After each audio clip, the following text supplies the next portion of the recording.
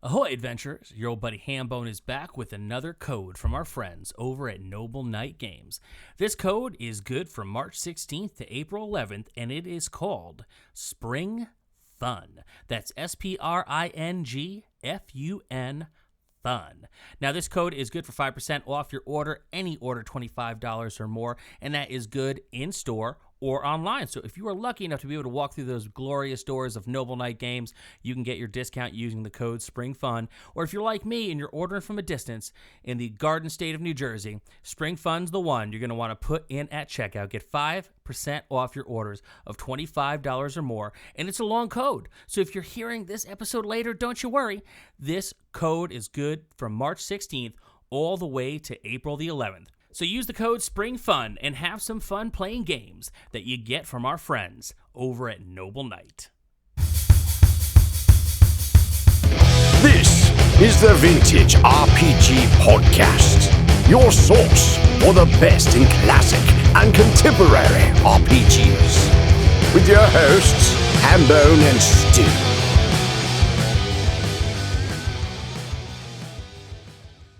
Welcome to the Vintage RPG Podcast, coming at you again from the clubhouse hidden somewhere in the swamps of New Jersey.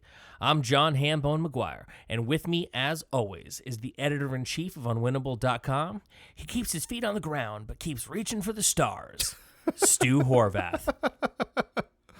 All right, that was a good one. Yeah, It's so not true. I know. But what are we talking about today, Stu? Just keep my eyes right on the dirt. It's not what Casey Kasem would have wanted. Today we are talking about Star Frontiers. Oh, wow. Yeah. TSR's foray into the space opera. You know I do love a good space opera. I know you do. Flash.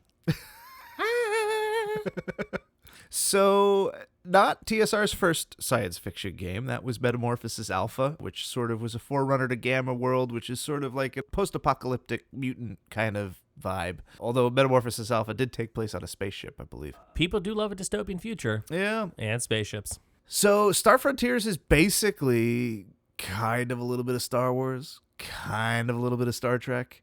And if you wanted to be unkind, you could say it was a ripoff of those things. Oh, my. But I don't think that's true. Okay. I think that they actually did a really good job of taking the stuff that makes those two franchises fun and interesting and gets people excited about and kind of made their own role-playing game touching on those themes, you know? So it's a mind meld. Yeah. So the idea is that there's 4 races that have basically developed faster than light travel. And there's a 5th race that also has it that are weird worm aliens that are evil. And not a lot is known about them. So the 4 races, humans are included. They form a federation, and Earth isn't in it. We don't know that Earth exists, but a lot of the human cultures are like Earth. There's like a guy in a kilt later on in one of the illustrations. Because of course there is. Yeah. Because the Scottish are everywhere. And it's just kind of cool. It's like you're in a space frontier. You have alien buddies, and like there's a cosmic threat. And like you kind of have to try and figure it out. And it's cool. It's a percentile system, skill-based. The skills are nested. So like you have like, you know, a broad skill with a whole bunch of different skills underneath it that you could all sort of really fine-tune your character. It's a really flexible, robust kind of system. Very different from D&D, I think. I've heard that because the Satanic Panic was a thing when this released in 1982, a lot of kids moved to Star Frontiers because that was obviously not satanic. Right. Although it was put out by TSR. But like that's how a lot of people, you know, stayed in the hobby when their parents said, oh, you can't play this devil game. So they were like cooling their jets with Star Frontiers. Yeah. And kind of distracting mom. It's like, well, she's not going to throw out these other games because they spent money on them. But I just can't play them right now.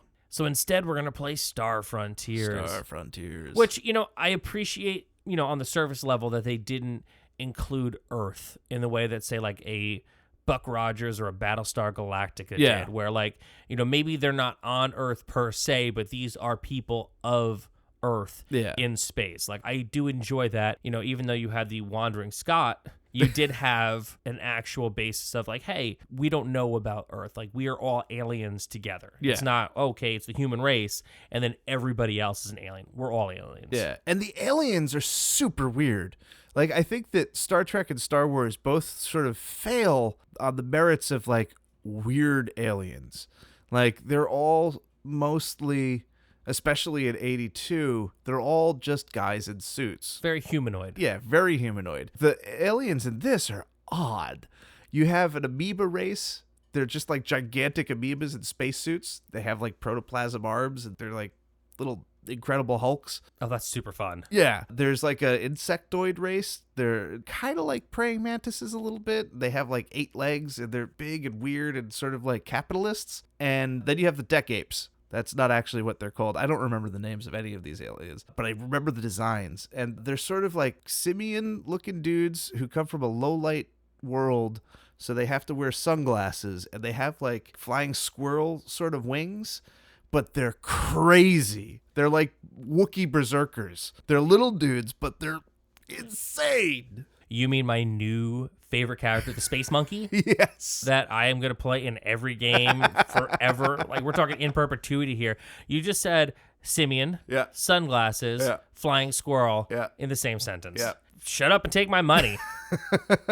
Yeah, they're little lunatics. It's awesome. And all of those alien races, including the wormy ones, all wind up getting ported into Spelljammer at some point.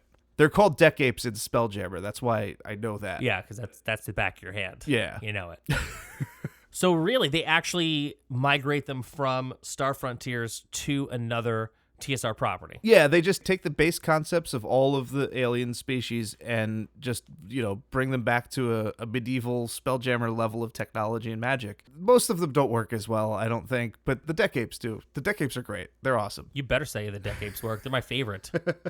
The thing that I think with Star Frontiers and TSR, they eventually get the Indiana Jones license. They totally screw it up, but they get it. And they were the big dog on the block. It's 82. West End Games doesn't have Star Wars. Why didn't TSR just go and make a Star Wars game? Aren't you glad they didn't? Oh, I'm totally glad they did it. It's just, like a business level, it seems like TSR almost always made the wrong decision, right? They always, kind of messed up, like they did with the Indiana Jones game. And they eventually mess up Star Frontiers, but the fact that they didn't get, a license, that was a risk, making your own world. And I think that the risk paid off. I think that they actually made a really cool sci-fi world that informed later sci-fi worlds. I think that you can see a lot of Mass Effect and Wing Commander come directly out of Star Frontiers. But what you're saying is they would have made a lot more money had they made a Star Wars game. Yeah, but it would also have sucked. Yeah. I think. I don't think the world was ready for a Star Wars game in 82. I think that the West End Games Star Wars brings in those cinematic storytelling tools, and that's what makes that game so good, is that it borrows from the language of film and makes it game mechanics. I don't think that you could have just made a skill-based system like this and had it work. So what kind of dice do you roll for Star Frontiers? D10. Okay. A percentile. Percentile. So similar to what they did in the Marvel superheroes. Yeah, so interesting that you bring that up. So in 82, the original Star Frontiers box set comes out. You get a couple modules, and then almost immediately after, in 1983, you get a second box set, which is called Alpha Dawn, which is the same basic system, except with a screaming magenta cover. Oh, yeah. The original Star Frontiers box cover has this fantastic Elmore painting on it, and you get it on the Alpha Dawn one, but it's smaller and framed in a lot of magenta. Lots of magenta. I love that painting. I think it's one of Elmore's best. I think it goes toe-to-toe with some of his best D&D art. Oh, 100%. And you knew he was just having fun. Yeah. You knew, he's like, wait, I don't have to draw a dragon today? I can draw a laser gun? Cool. Let's do this. Yeah. And I think that's part of the charm, is that you don't usually see him do that stuff. So when he does do it, it's just like, oh man, this is so good.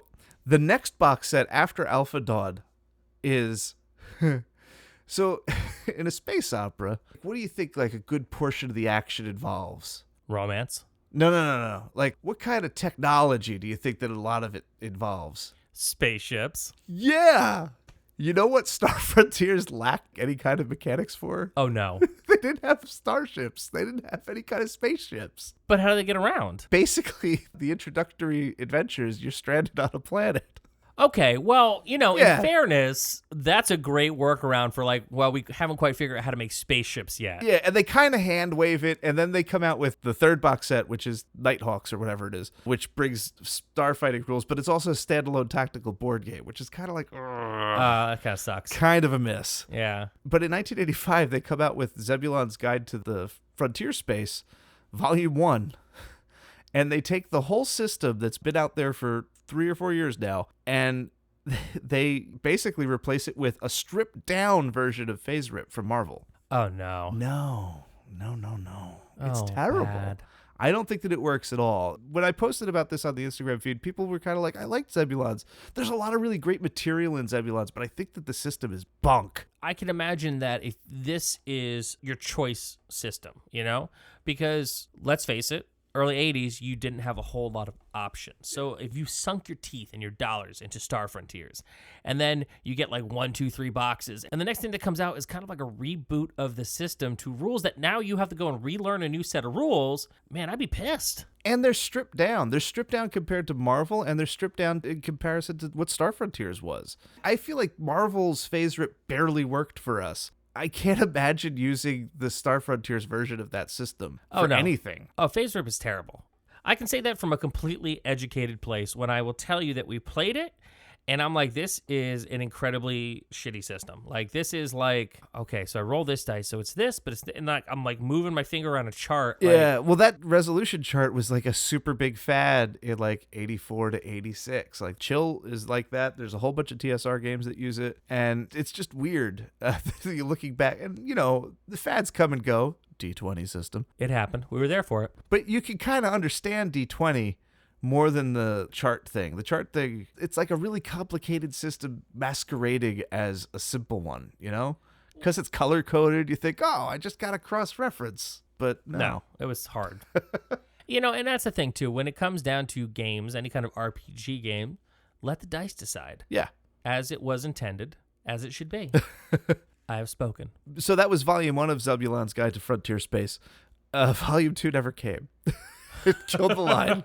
I don't know if it's bad sales for Volume 1 or if, I believe Lorraine Williams was the head of the company. There might have been, a move to scuttle the sci-fi line because she always had designs on getting that Buck Rogers game made because she was the Buck Rogers heiress. Oh, yeah. I've found no firm confirmation or denial that is the case. I don't know why Star Frontiers died. I just know that it died. Now, do you think if they had been able to get the Buck Rogers license, because in 1982 people were really clamoring for Buck Rogers. Oh, they did. They eventually got it. Oh, they did. She was the heir of whatever the fellow's name was that wrote the books. She owned it all. So one of the things that she eventually did was make TSR make a Buck Rogers game.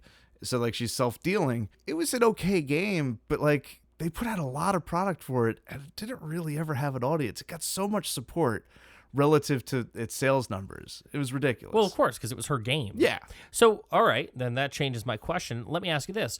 What was the mechanic like? Did they just take, okay, so this is the Star Frontiers mechanic, we're just going to port this over to Buck Rogers, or did it have its own thing? It had its own thing, and it that's sort of a thing for a different time because my Buck Rogers knowledge isn't there. I do know that it was a pretty sturdy system, and it had cool stuff in it. I don't remember the specifics, Sambo. Thanks for blowing up my spot. Sorry, man. I was just surprised to find out that there was a Buck Rogers game. I pack my brain with the stuff that I need for the episode, and everything else is just in storage. So basically what we're saying is the Vintage RPG Podcast will be doing an episode in the future on Buck Rogers, the RPG. Indeed. So, Hambone, I'm going to flip the script on you because you blew up my spot. Do you have any final questions or thoughts on Star Frontiers? Oh, wow. All right, let me ask you this. Yeah. We know that characters from this game moved over into Spelljammer. Do you think that with the worlds in Star Frontiers and the things that they're created, having known that there is a Spelljammer, do you think the world would have just worked better in a D&D world as played through Spelljammer? No, not at all. I think that Star Frontiers does a really good job of being Star Frontiers. It's nice to have the Deck Apes and the other races in Spelljammers, even though it's sort of just a little bit of fan service. But I don't think that they actually work that well. The Deck Apes are fine, but the other ones don't. And I think that thematically it's too different. It's a really good game. It's a really good world. They did a really good job creating a space opera game that stands on its own. To that, then, I ask, you've always been clamoring for Wizards to do something weird, right? Yeah. With a 5th edition style, updated system. Do you think that there is a world in 2020 that if Wizards of the Coast were like, you know what? We're going to make Star Frontiers. We're going to throw out another RPG. Do you think that there are fans out there that would give it a shot, or old fans that might be like, well, now I'm curious, I would come back? I think that people's brains would explode, and I think that it would be a gigantic hit. Wow. I do. I really 100% believe that. I also 100% believe that it is never going to happen. It's too risky and it's too interesting. Okay. Listen, I know how you feel. We are the Siskel and Ebert of 5th edition. It's true.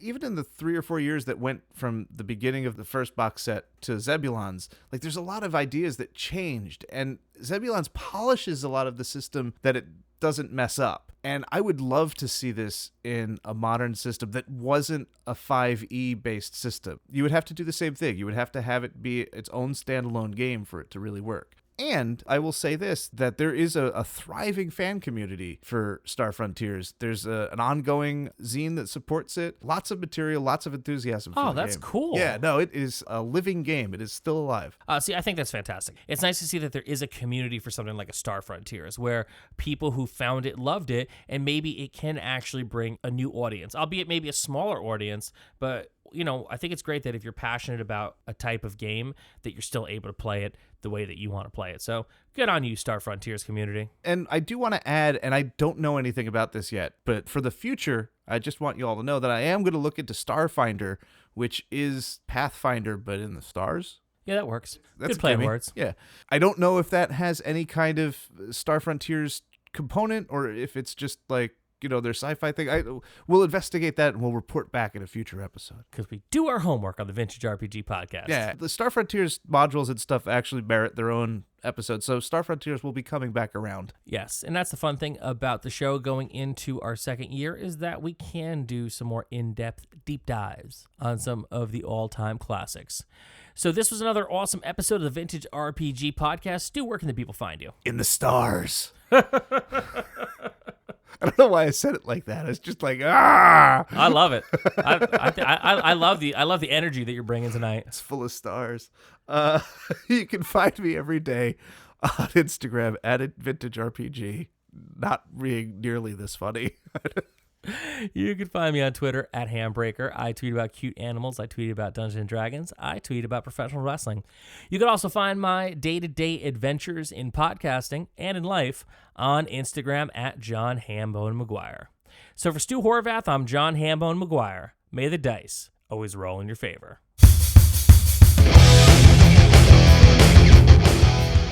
Thanks for listening. Don't forget to like, review, and subscribe to the podcast. Every review helps other listeners to find us. The Vintage RPG Podcast is a ham-fisted production. Music by Dego West. Art by Schaefer Brown. If you like the podcast, you should also consider becoming a patron at patreon.com.